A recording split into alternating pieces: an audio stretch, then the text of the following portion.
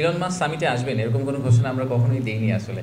উনি একজন, তো আপনারা সবাই জানেন যে উনি ইলেকশনের পরে, ইউএস ইলেকশনের পরে উনি একজন আমেরিকার সরকারি কর্মকর্তা হয়ে গেছেন। তো ওনাকে বাংলাদেশে আনার জন্য আমাদের একটা প্রসেসের ভিতর দিয়ে যেতে হবে। এটা আসলে ওভারনাইট, আগে একজন ব্যবসায়ীকে আনার জন্য ব্যাপারটা যত সহজ ছিল আমাদের জন্য, যে ওনাকে আমরা কোনোভাবে কানেক্ট করে নিয়ে আসতাম, এখন ওনাকে আনাটা একটা become a state programme. So ওই পয়েন্ট অফ ভিউ থেকে ওনাকে এত সহজে আসলে আমরা আনার কথা চিন্তা করছি না। ওনাকে আমরা আনার ব্যাপারে কথাবার্তা চলছে, বাট এটা এই সামিটে হচ্ছে না প্রথমত।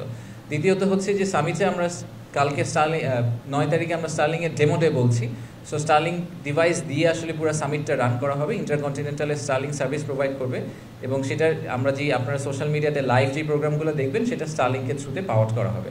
তো সেটা যারা সামিটে যাবেন তারা আসলে পার্সোনাল ডিভাইসও স্টারলিংকে কানেক্ট করে আপনারা ওখানে একটা এক্সপিরিয়েন্স করতে পারবেন। স্টারলিংকের অ্যাপ্রুভালের ব্যাপারে ওনারা বিডার রেজিস্ট্রেশনের জন্য অ্যাপ্রুভাল করেছিলেন। আপনারা শুনেছেন যে গত মাসের 29 তারিখে আমরা এনজিএসও পলিসি ফাইনালি রোল আউট করে দিয়েছি পাবলিক ডোমেইনে। তারপরে ওনারা বিডার রেজিস্ট্রেশনের জন্য অ্যাপ্লাই করেছিলেন, ওনাদের বিডার রেজিস্ট্রেশন হয়ে গেছে। ওনাদের নেক্সট স্টেপ হচ্ছে যে এনজিএসও লাইসেন্স নেওয়া, ওটার জন্য সম্ভবত ওনারা আজকে অ্যাপ্লাই করবেন।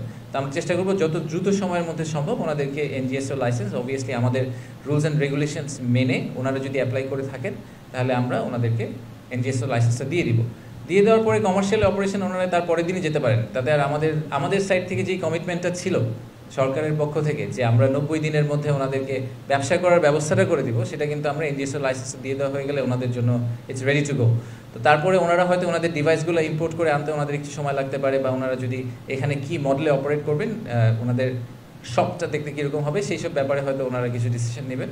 But in theory they should be ready to go very soon.